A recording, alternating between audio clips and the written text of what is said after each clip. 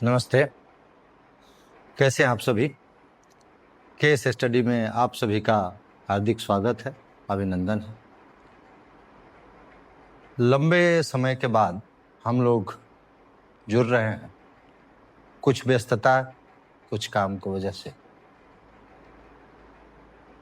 यूं तो कहा ही जाता है कि कुछ तो मजबूरियां होगी, यूं ही कोई बेवफा नहीं होता।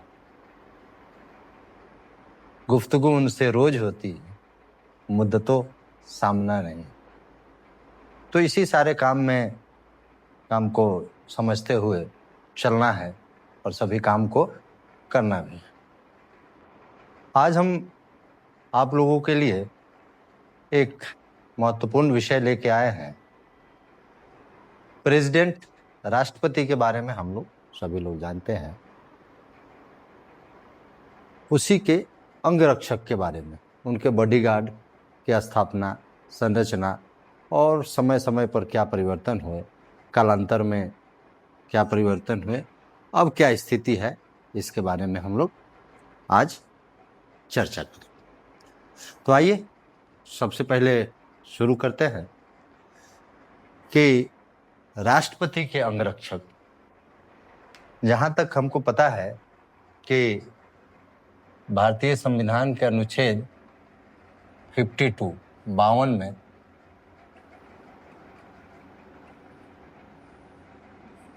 राष्ट्रपति की व्यवस्था है। इसके आगे आगे उनकी नियुक्ति, उनके अधिकार, क्षमादान जो भी है विस्तार से है, लेकिन उसके बारे में हम कभी और चर्चा करेंगे। अब राष्ट्रपति, जब भारत ब्रिटिशर्स के अधीन था तो सभी लोग को एक मजबूत सुरक्षा, क्योंकि वो लोग ही तो थे जो राष्ट्रपति, जो पहले गवर्नर जनरल, चाहे गवर्नर, चाहे वायसराय जो भी थे, वो ब्रिटिशर्स थे, तो उनको एक महत्वपूर्ण सुरक्षा की जरूरत होती थी। तो उन लोगों ने अपनी सुरक्षा के लिए 1773 में, जहां आपको दिख रहा है ये 1773, रेगुलेटिंग एक्ट पास किया। रेगुलेटिंग एक्ट पास करने का पहले तो ये समझिए कि एक्ट होते क्या थे। जब ब्रिटिशर्स को कोई कानून, संसद द्वारा कोई कानून लाना होता था, जैसे आज हम देख रहे हैं, कोई भी बिल ले आता है और बिल जैसे ही दोनों सदन और राष्ट्रपति की मुहर लग जाती है तो एक्ट, अधिनियम बन जाता है।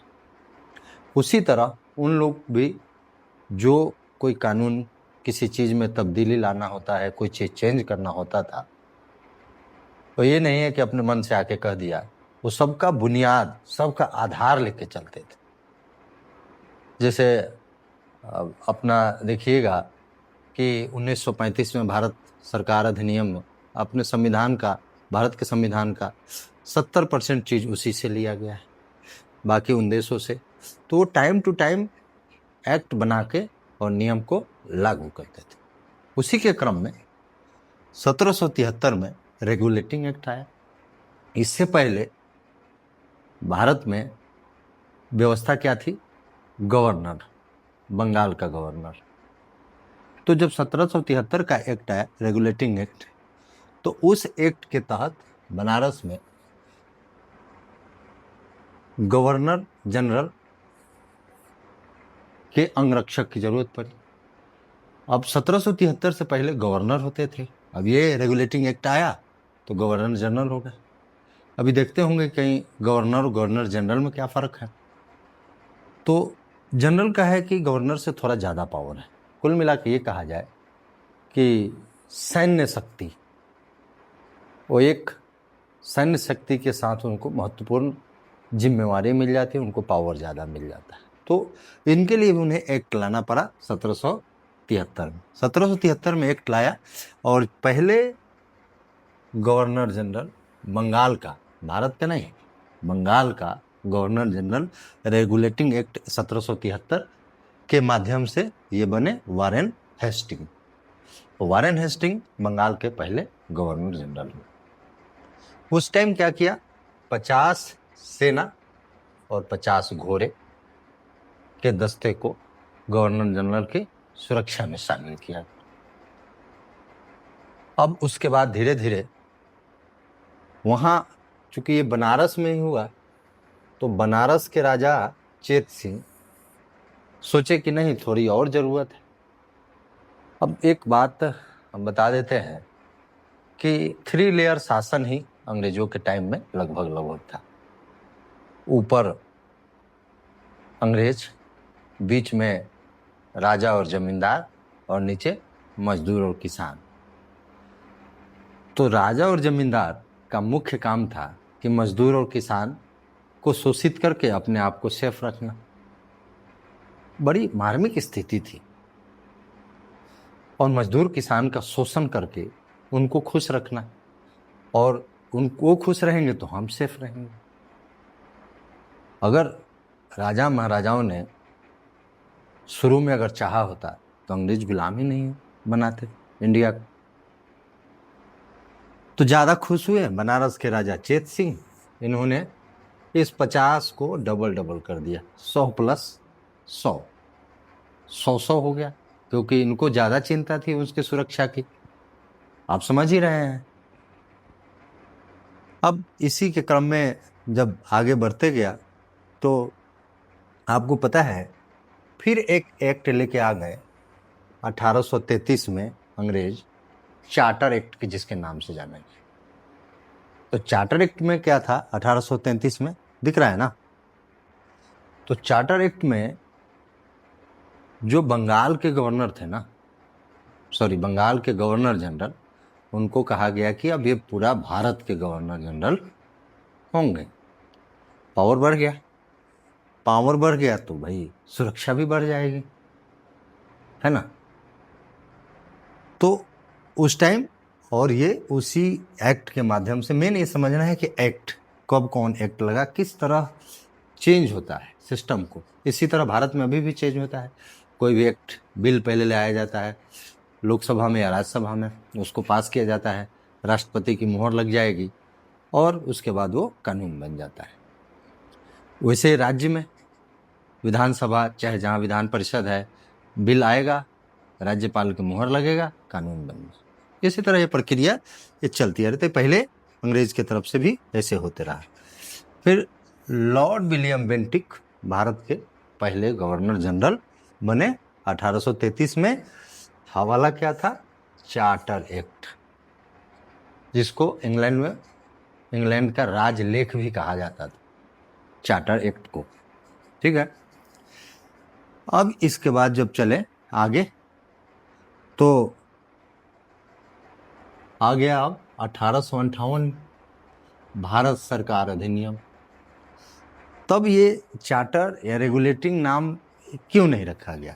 इसलिए नहीं रखा गया कि अब चूंकि 1857 में सैनिक विद्रोह, पहला राष्ट्रीय आंदोलन हुआ, तो उन लोगों को अब ये लगा कि अभी चूंकि ये भारत के लोग हैं और इनको भारत के नाम से अगर कानून बनाया जाएगा तो ज़्यादा ये खुश रहेंगे।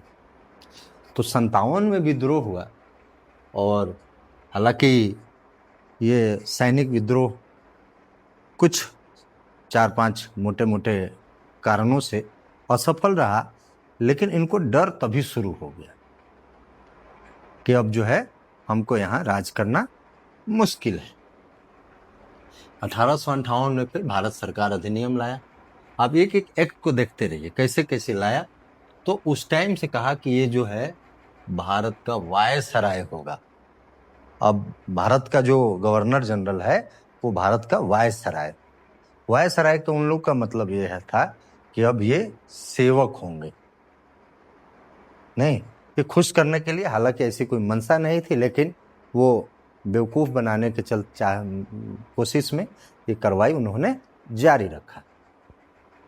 और पहले गवर्नर वायसराय लॉर्ड कैनिंग, जो 1858 के भारत सरकार अधिनियम के द्वारा बन गए। अब इनके हाथ में थी सत्ता। अब जो क्रम से देखिए सीक्वेंस में, फिर 1929 में अब इसकी संख्या निर्धारित कर दिया गया कि इसमें 4 ऑफिसर, 14 जेसीओ और 161 सैनिक रहेंगे। 4 अफसर, 14 जेसीओ और 161 सैनिक रहेंगे। लेकिन वर्तमान में अभी 4 ऑफिसर, 20 जेसीओ और 1998 सैनिक हैं जो राष्ट्रपति के अंगरक्षक हैं। ये तो समझ में आ ही रहा है ना, टाइम टू टाइम तो बदली होगा ही। जिसका सत्ता होगा, जितनी सुरक्षा महसूस करेगा, उतना व्यवस्था करेगा। उसके बाद 1944 में इसका नाम रखा दिया 44वीं डिवीजन स्क्वाड्रन। 44वीं डिविजनल स्क्वाड्रन इसका नाम रखा गया और उसी नाम से 1944। फिर आपको पता है कि 15 अगस्त 1947 को देश हमारा आजाद हो गया, तो इनका नाम राष्ट्रपति का हो गया। तो 21 जनवरी 1950 को इसको फाइनली राष्ट्रपति का अंगरक्षक कहा गया। जैसा कि ऊपर लिखा हुआ है, पीवीजी, प्रेसिडेंट बॉडी गार्ड। ठीक है, अब थोड़ा चीज कुछ और समझ लेते हैं। इनके जो झंडे का रंग है राष्ट्रपति का, चूंकि ये अपने आप में अहम है, राष्ट्रपति का जो प्रोटेक्शन है, राष्ट्रपति का जो बॉडीगार्ड है, नीला और मैरून, इसलिए सब चीज पूर्व में ही निर्धारित है। इसका स्लोगन क्या है? भारत माता की जय है। और इसमें सिख, जाट, राजपूत सहित सभी रेजिमेंट के जवान होते। ठीक है, अभी कौन है राष्ट्रपति हमारे देश का? द्रौपदी मुर्मू जी हैं राष्ट्रपति, और जसवंत सिन्हा को हरा दी। और उड़ीसा में से वो दलित समाज की बेटी है।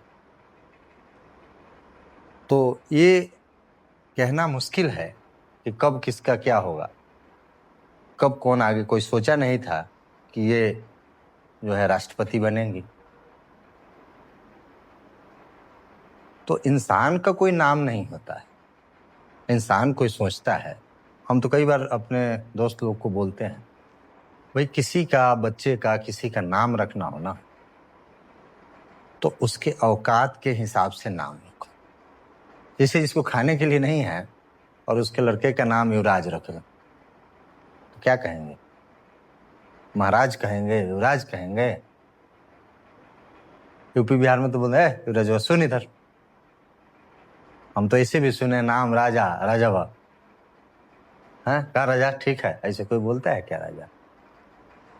तो इंसान का कोई नाम नहीं होता है, समय का नाम होता है।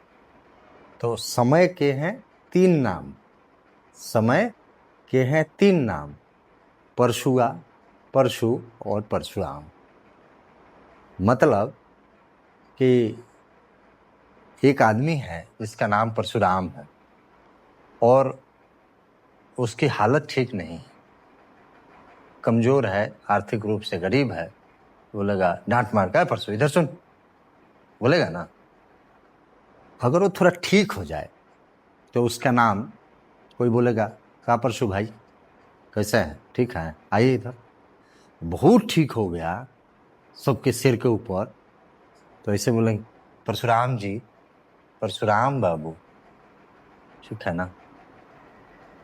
तो नाम से कुछ नहीं है, अपनी औकात को बढ़ाइए, अपनी स्ट्रेंथ को बढ़ाइए, अपनी ताकत को बढ़ाइए और तब आगे बढ़िए। ठीक है, अब आते हैं विषय पे। ये तो हो गया उनका व्यवस्था, 52 में राष्ट्रपति की व्यवस्था है। ये तो हो गया उनका अंगरक्षक। अब इसके अलावा उनके घर में एक सुरक्षा होती है जिसका नाम है house hold ceremonial cavalry regiment.